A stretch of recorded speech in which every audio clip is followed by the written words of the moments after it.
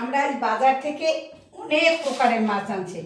চাপিলা মাছ, পোমা মাছ, ট্যাংরা মাছ। ট্যাংরা মাছের ভিতরে দুই রকমের ট্যাংরা আছে। এই মাছ আজকে তাজা মাছ। আমরা এই চাপিলা মাছের আজকে ভুনা করব।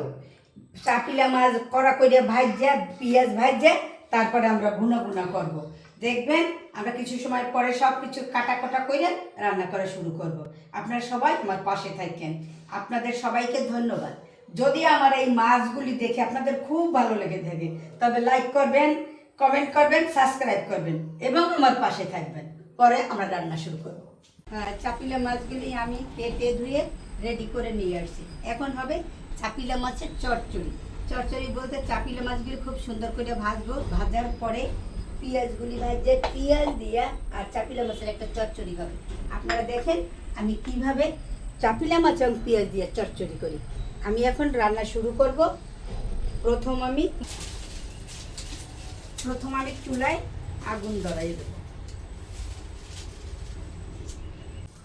এখন আমি চুলায় আগুন ধরাই দেব।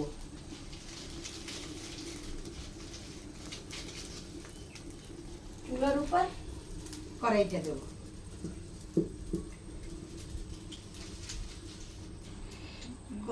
কড়াইটা গরম হইতে হইতে আমি মাছগুলি মেখে নেব। দেব হলুদের গুঁড়া,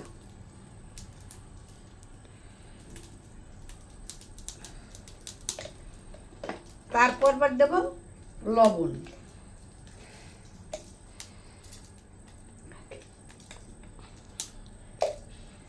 দেব অল্প একটু সরিষার তেল মাছটা মাখার জন্য। কড়াইটা গরম হয়ে গেছে, কড়াইতে দিয়ে নেব একটু সরিষার তেল মাছ ভাজার জন্য।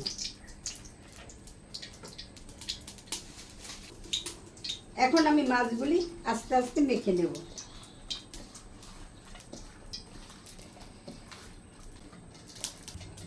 মাছটা মাখা হয়ে গেছে, তেলও গরম হয়ে গেছে। আমি আস্তে আস্তে মাছগুলি দিয়ে দেব।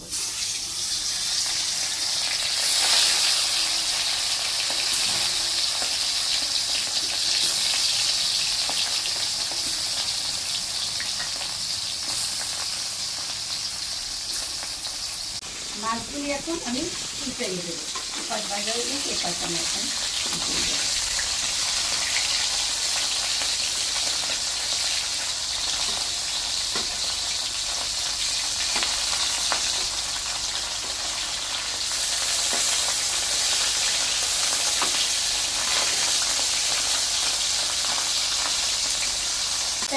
এপাশটাও ভেজে নেব। মাছগুলি সুন্দর করে ভাজা হয়ে গেছে, এখন আমি তুলে দেব।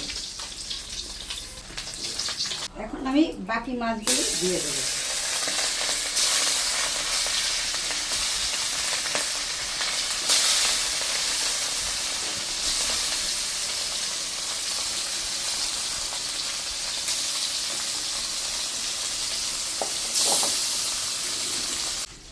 বাকি মাছগুলো ভাজা হয়ে গেছে, এখন তুলে নেব।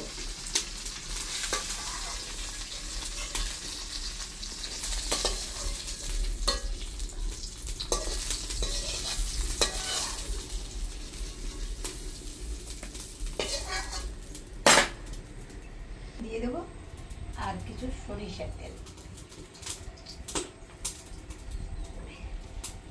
দিয়ে দেব পেঁয়াজ এবং কাঁচামরিচ।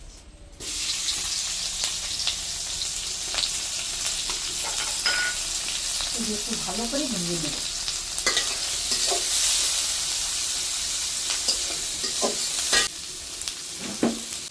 পেঁয়াজটা ভাজা হয়ে গেছে, এখন দেব পরিমাণ মতো হলুদের গুঁড়া,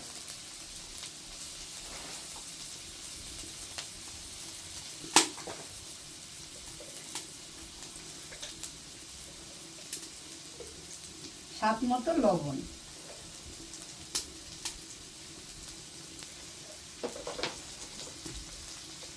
দেব পরিমাণ মতো মরিচের গুঁড়া, আর সঙ্গে দিয়ে দেব জিরা ভাজা তা বাটা। কারণ জিরাটা দিলে একটু স্বাদে অন্যরকম হয়। এখন মশলাটা কষাবার জন্য দিয়ে দেবো অল্প কিছু গরম জল।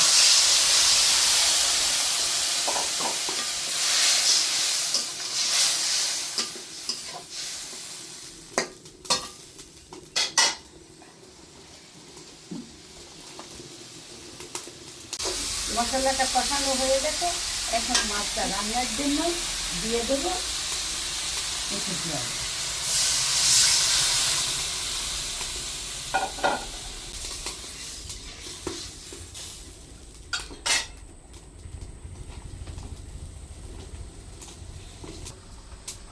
ঝোলটা খুব সুন্দর করে জাল হয়ে গেছে, এখন দিয়ে দেবো মাছগুলি।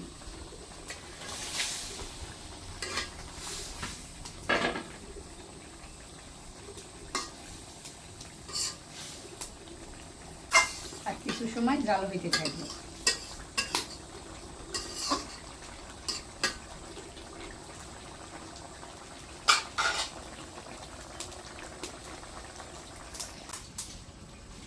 মাছটা রান্না হয়ে গেছে, এখন আমি মাছটা নামাইয়ে রাখবো।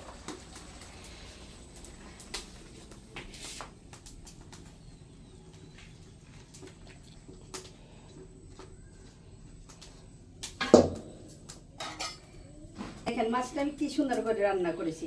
আপনারাও এইভাবে রান্না করে খেয়ে দেখবেন কেমন লাগে। অবশ্যই ভালো লাগবে এবং আপনারা একবার না বারবার খাবেন। যদি তাজা হয় এবং এই নদীর মাছ হয় তবে আসলেও স্বাদে গন্ধে সবটাই খুব ভালো লাগবে।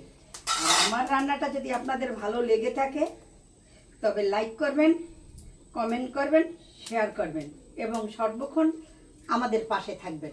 আবার সবাইকে ধন্যবাদ।